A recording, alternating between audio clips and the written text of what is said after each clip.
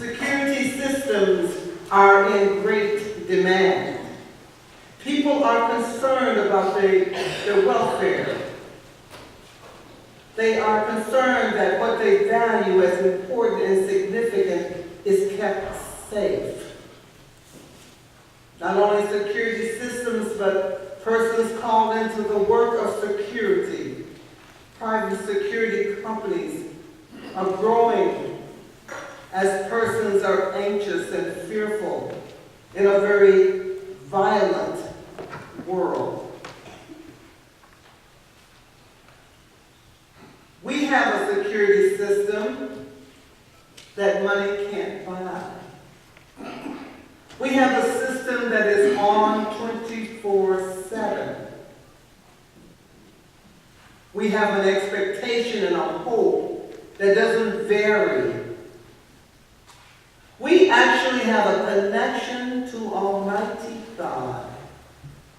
God has made God self-accessible to you and to me through the person of Jesus Christ.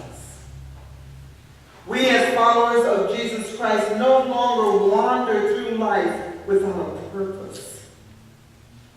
We are now being led by a shepherd of compassion and care. From the first book, Genesis, to the last Revelation, we find the analogy of the shepherd. Great men such as Abraham, Moses, and King David were all shepherds.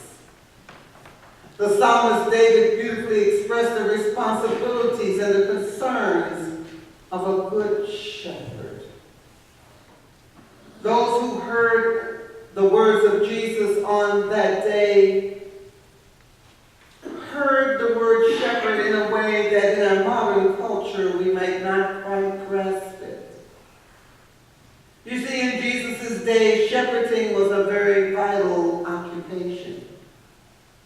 Jesus referred to himself as the good shepherd to a group of persons who would clearly understand what that meant. The qualities of a good shepherd are laced throughout Jesus' teachings. Shepherds in ancient Israel likely worked, among others, with a certain variety of sheep, the broad-tailed Syrian variety. The rams of this breed are horned, and the ewes are not. These docile animals are easily led and completely at the mercy of their environment and predators. In my research, when I saw that, I thought how easily we are sometimes led away from our center, from our core. How oftentimes you and I are at the mercy of the environment, that our ups and downs go right along with the news cycle, that we live lives terrified and terrorized emotionally and psychological by predators that may want to harm us. The shepherd in ancient Israel faced the ongoing challenge of teaching the sheep to obey. I believe it's an ongoing challenge for you and I to obey, to listen, and to have the kind of confidence in knowing that God indeed still speaks. In ancient Israel, in the spring, each day a shepherd would take his flock from a pen near his home to graze on the fresh and succulent growth in the nearby village pastures. The shepherd of our souls says, "I'll supply your every need." That when new lambs and kids were born to increase the size of the flock, the shepherd would be mindful and careful not only to celebrate this new life, but to nurture this new life. The shepherd of our soul celebrates each and every one of us. From the perspective of the shepherd of the church, we are all important. We're we are all passionately loved. And we're loved by name. We're loved because of who we are. We are nurtured to become all that we can be. In ancient Israel, the shepherds would work day and night through all kinds of weather and hazardous conditions. Our shepherding God is with us through these hazardous times, through situations that are beyond our control that give us sleepless nights. The shepherds of ancient Israel sheltered their flock overnight in a cave oftentimes, so that they would be protected. The shepherd's calm, reassuring voice would still the sheep, as they couldn't move freely as they were outside in this cave, yet the voice of the shepherd would calm them and give them a sense of security and hopefulness.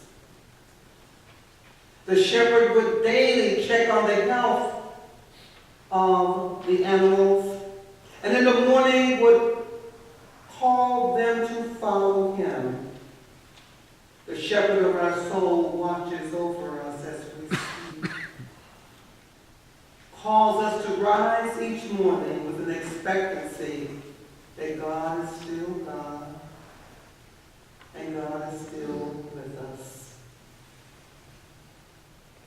In ancient Israel, the shepherd's equipment usually included a scrip, a leather bag that contained some food and supplies, but also some formidable weapons to protect those sheep.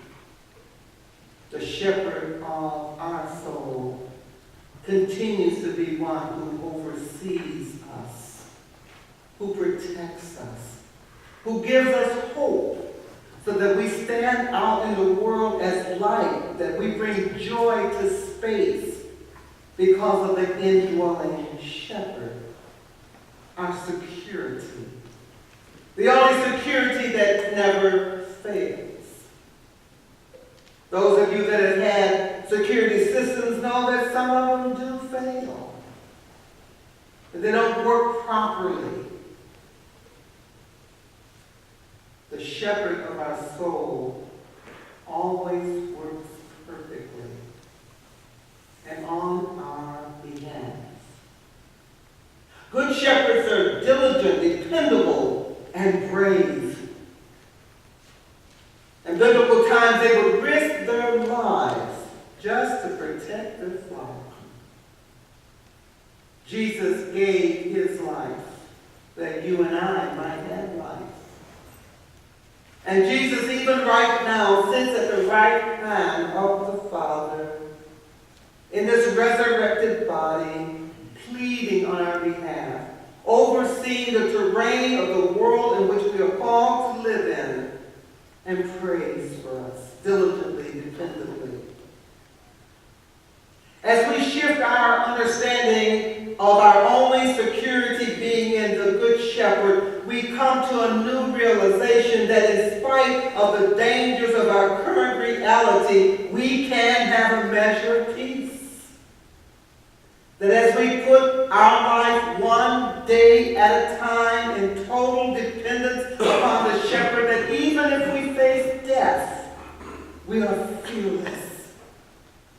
Because the shepherd has been described very clearly by David as one that will shepherd us even through that kind of frightening moment. The shepherd that you can't see and I cannot see is the shepherd that has access to everything we need, who listens to us every time we pray. If you can use your imagination and think about a sheep as an animal and grazing together, and you think about the shepherd standing among them, you recognize that the shepherd can see things that the sheep cannot. Even if they were able to hold themselves up on their hind legs, they can't see what that shepherd can see.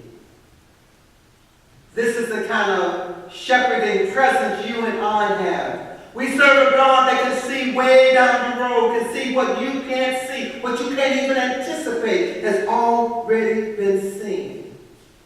And then as we begin to more and more put our confidence in this kind of God, we can connect with what Lori Beth Jones calls the divine, who constantly urges us to lift up our eyes and see all the possibilities.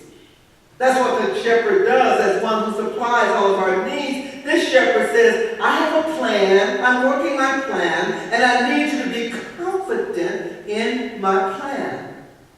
I know you don't always understand my plan, and you may even question, why, Lord, why? We all know that. I know I have. I said, why, Lord? To my deepest needs not being fulfilled as I understood my need. But the shepherd, who is the shepherd of my soul and the shepherd of your soul, said, you know, I know you a lot better than you know yourself.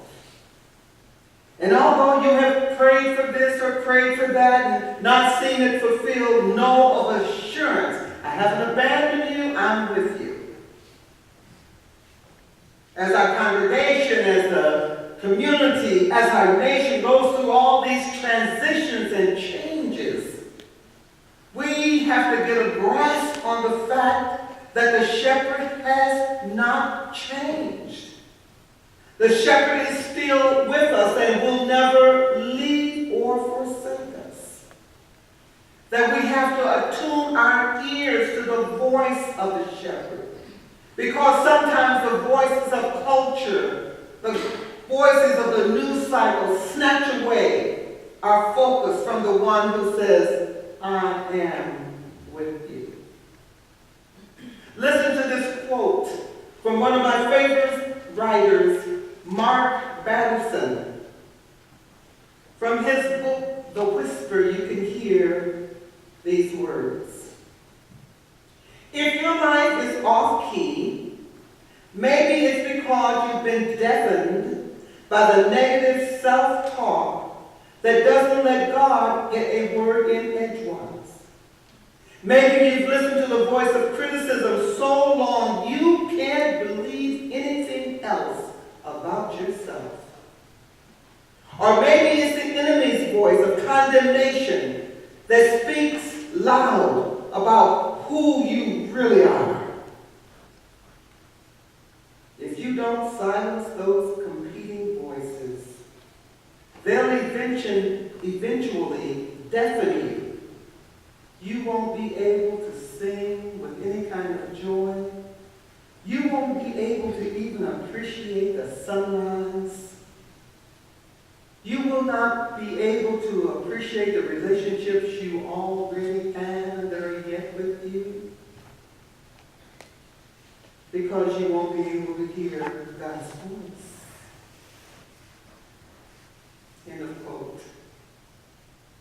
Your future and my future depends on whose voice we listen to. And we do have a choice. Even in a noisy world like the one we live in, there comes a time when cell phones and all electronic systems should be turned off. When televisions and radios should be turned off. When telephones should be turned down to silent. So that we can hear another voice. Our ability to have any hope for the future will be based on hearing another voice. And not our own voice that gets shaky sometimes and is so scared about what's going to happen next, but another voice. The voice of the shepherd. The voice that will give you and I security amidst things we cannot change. The one that will give us the security and a hope that comes to the one who says, I am still God. I am still present, and I will never leave you nor forsake you. It is in those quiet times we can get the wisdom that we so desperately need.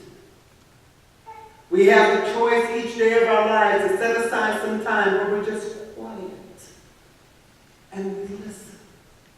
Our lives are much too noisy. We need to be still in order to hear.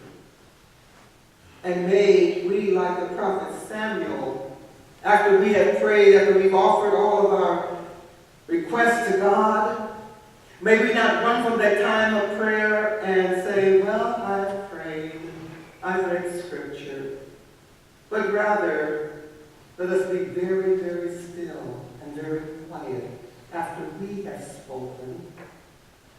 And like the prophet Samuel say to the shepherd of our soul, speak, Lord, for your servant is listening. Don't expect an audible voice, but do expect something to rise in your soul.